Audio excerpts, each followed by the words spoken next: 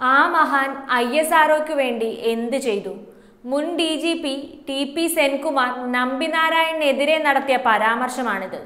പത്മഭൂഷൺ പുരസ്കാരം നൽകാൻ മാത്രം എന്ത് നേട്ടമാണ് നമ്പിനാരായണൻ ഇന്ത്യക്ക് നൽകിയത്? കേവലം ഒരു ചാരക്കേസിൽ പ്രതിയായി നിരപരാധിയായി തെളിഞ്ഞതാണോ നമ്പിനാരായണന് പത്മഭൂഷൺ നൽകാൻ തീരുമാനിച്ചത്? സെൻകുമാറിന് മാത്രമല്ല, പലർക്കുമുള്ള സംശയമാണിത്. ഇന്ത്യയുടെ സ്വന്തം വിക്കിംഗ് എഞ്ചിൻ വികാസ് ഇന്ത്യക്ക് നേടിത്തന്നതിന്റെ പിന്നിൽ നമ്പിനാരായണൻ എന്ന ശാസ്ത്രജ്ഞന്റെ സ്ഥാനം വളരെ വലുതാണ്.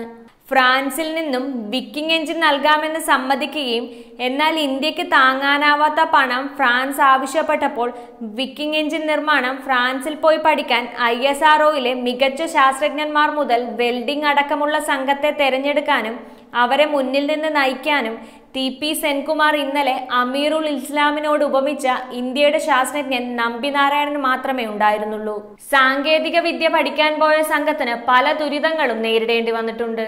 രോഗത്തോടും തണുപ്പിനോടുമുള്ള പോരാട്ടം. ഫ്രാൻസിനു വേണ്ടി പണിയെടുത്ത് രാജ്യത്തിനു വേണ്ടി പഠിച്ച 5 വർഷങ്ങളെക്കുറിച്ച് നമ്പിനാരായണൻ തന്റെ ആത്മകഥയിൽ പറയുന്നുണ്ട്. നമ്പിനാരായണനും സംഘവും ഫ്രാൻസിൽ പോയി യാതനകളും അധ്വാനവും നൽകി പഠിച്ചെടുത്ത വികാസ് എഞ്ചിനാണ് PSLVയുടെ 14 വിജയകരമായ പറക്കലുകൾക്ക് വഴിതെളിച്ചത്. റാഫേൽ വിമാനത്തിന് മുഴുവൻ കാശും കൊടുത്ത് നേടിയെടുത്ത പൊങ്ങച്ചത്തേക്കാൾ വലുതാണ് മനുഷ്യാധ്വാനം പ്രതിഫലമായി കൊടുത്ത് പഠിച്ചെടുക്കുന്ന സാങ്കേതിക വിദ്യക്ക്. ഇതൊക്കെ തന്നെ ധാരാളമല്ലേ ഒരു പത്മഭൂഷണ്? ഇതൊക്കെയാണോ നമ്പിനാരായണൻ മറിയം റഷീദക്കും ഗോവിന്ദചാമിക്കും തുല്യമായി ചെയ്ത തെറ്റുകൾ? സെൻകുമാറെ